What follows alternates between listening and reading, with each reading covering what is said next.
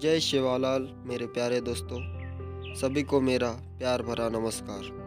आपके कहने पर सिंधु संस्कृति पार्ट 2 लेकर इस एपिसोड में मैं आया हूँ, तो इसे सुनिएगा। सिंधु संस्कृति ऋग्वेद हिंदू इतिहास से भारत भूमि के मूल रहवासी पनी और वनी नाम से पहचाने जाते थे।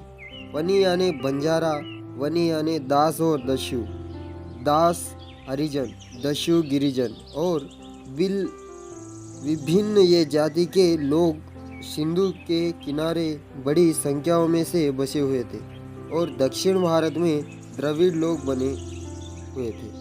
सिंधु के किनारे सुखी जीवन बिताने वाले पनी जिनके वहाँ हजारों गाय बैल पाला करते थे।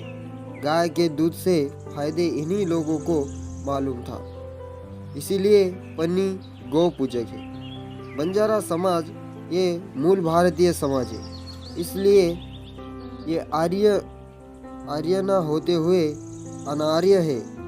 इसलिए बंजारा अपनी समाज का और समाजों से अपनी मतभेद रखा है, जो अलग अलग ही नाम से पहचाने जाते हैं, जो अपने आप को गोर और अन बंजारा को कोर कहा जाता है। कोर और गोर में शुरू से अपने आप को स्वतंत्र और अलग ही समाज समझते हैं। भारत भूमि पर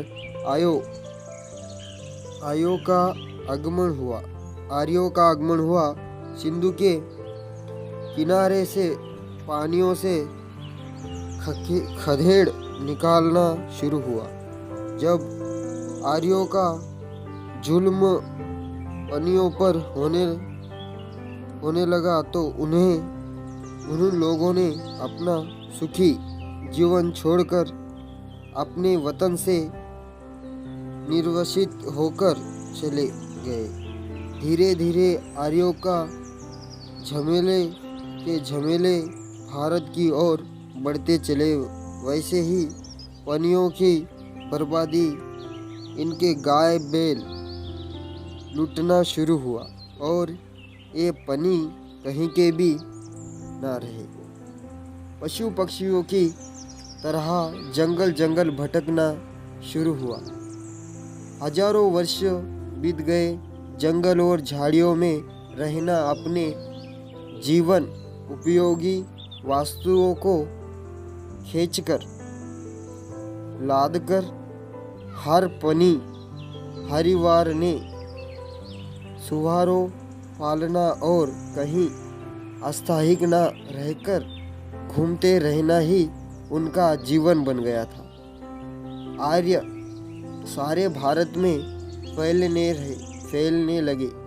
बल और बुद्धि जीवी चतुर्थ से काम करने लगा।